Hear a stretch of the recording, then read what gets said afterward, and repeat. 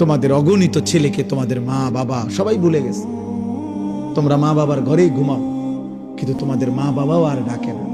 কারণ তোমার চুল, চেহারা, লেবাস, পোশাক দেখে, তোমার চলাফেরার অসভ্যতা দেখে মা বাবাও এতটাই বিরক্ত, যা তারাই বলে দিছে, যা ফিসা দিয়ে ফিট তার কপালে, আর তার পথে সে চলুক, ওই তো না তারে দিয়া। কাঁদে অনেকে, হুজুর চেষ্টা করছি, ওই তো না।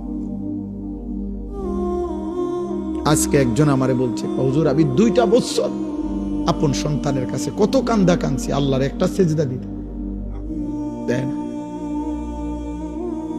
এই জন্য বললাম, কোন মানুষের জন্য এর চাইতে বড় লানত, অভিশাপ আর কি যে তার আপন মা বাবাও এখন আর তার আখিরাতের জন্য ভাবে না। বিষয়টা চিন্তা করে দেন।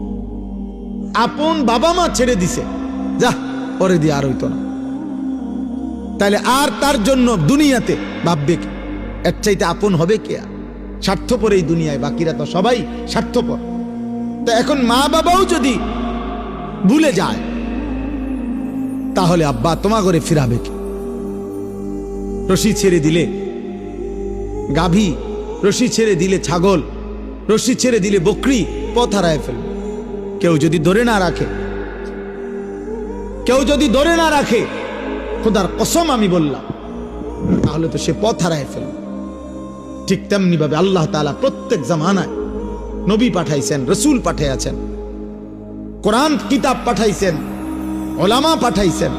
পৃথিবীতে যত বড় মহামারী হোক, যত ঘূর্ণিঝড় আর জলোচ্ছ্বাসে হোক, পৃথিবীতে কখনো এই 1450 বছরে এমন হয়েছে যে গোটা পৃথিবীতে অঞ্চলকে অঞ্চল আর কোনো হুজুর নাই? কথা বোঝেন নাই আমার? এমন হয়েছে?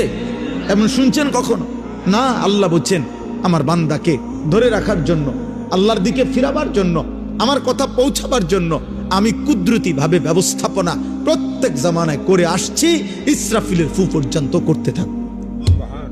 আমার কথা হবেই, আমার কথা বলবেই, আমার দিন প্রচার হবেই, হবেই। এভাবেই একদিন ইসরাফিল ফু দিবে।